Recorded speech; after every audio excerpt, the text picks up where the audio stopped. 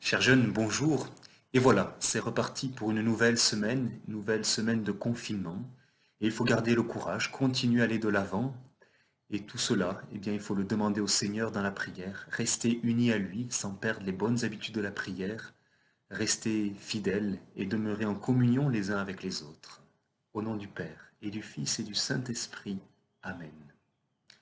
Viens, Saint-Esprit, viens en nos cœurs et envoie du haut du ciel un rayon de ta lumière. Viens, Esprit Saint. Prions. Dieu qui renouvelle ce monde au moyen de tes sacrements, fais que ton Église progresse par ses biens du ciel et ne manque jamais de tes secours ici-bas, par Jésus-Christ, ton Fils, notre Seigneur et notre Dieu, qui règne avec toi et le Saint-Esprit maintenant et pour les siècles des siècles. Amen. Alors, chers jeunes, tu le sais, c'est la grande et bonne nouvelle de notre foi. Le monde est sauvé. Jésus a sauvé le monde. Le mal est vaincu. Ça, c'est la très grande bonne nouvelle que rien ne peut nous enlever. Et nous le savons, à la fin des temps, quand le Christ reviendra, il sera victorieux de tout mal. Satan est déjà vaincu. Nous savons comment se terminera ce combat. Donc, nous sommes déjà sauvés, puisque le Christ a vaincu la mort. Et pourtant, nous sommes encore dans ce monde marqué par le péché. Et donc, ce salut du Christ doit encore arriver dans chacun des cœurs de tous les hommes, à travers tous les temps, à travers le monde entier.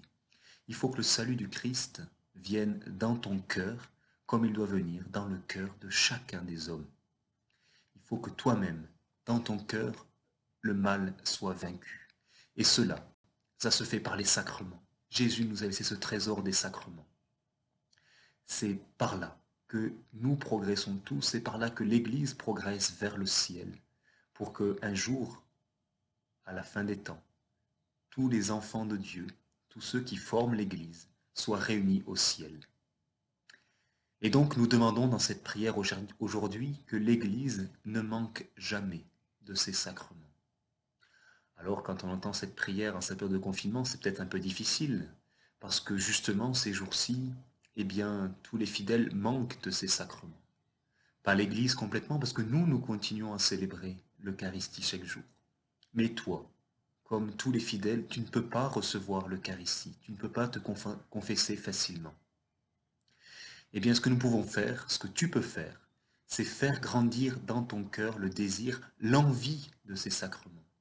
Si tu as envie de recevoir l'Eucharistie, si ça t'a manqué hier de ne pas pouvoir communier, alors c'est bon signe. Alors c'est que tu grandis sur ce chemin de la sainteté.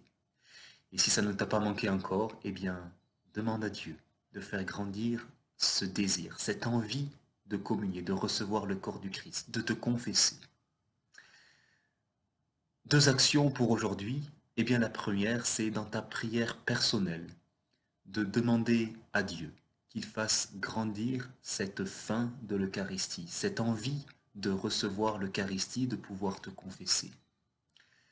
Demande à Dieu de faire grandir ça dans ton cœur.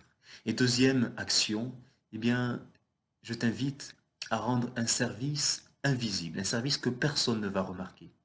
Tu sais, dans l'évangile de Saint Jean, on ne raconte pas l'Eucharistie. Saint Jean ne parle pas de l'institution de l'Eucharistie, de ce dernier repas de Jésus. Il raconte le lavement des pieds. C'est le service qui compte. C'est le service parce que c'est cela. En fait, l'Eucharistie, c'est Jésus qui se met à notre service et qui nous donne sa vie. Eh bien, toi aujourd'hui, tu ne peux pas recevoir l'Eucharistie, mets-toi au service et fais-le de façon totale, dans un service que personne ne va remarquer. Voilà, et nous nous confions à la prière de la Vierge Marie pour qu'elle nous accompagne en ce jour. Je vous salue Marie, pleine de grâce. Le Seigneur est avec vous. Vous êtes bénie entre toutes les femmes, et Jésus, le fruit de vos entrailles, est béni. Sainte Marie, Mère de Dieu, priez pour nous pauvres pécheurs, maintenant et à l'heure de notre mort. Amen. Au nom du Père, et du Fils, et du Saint-Esprit. Amen.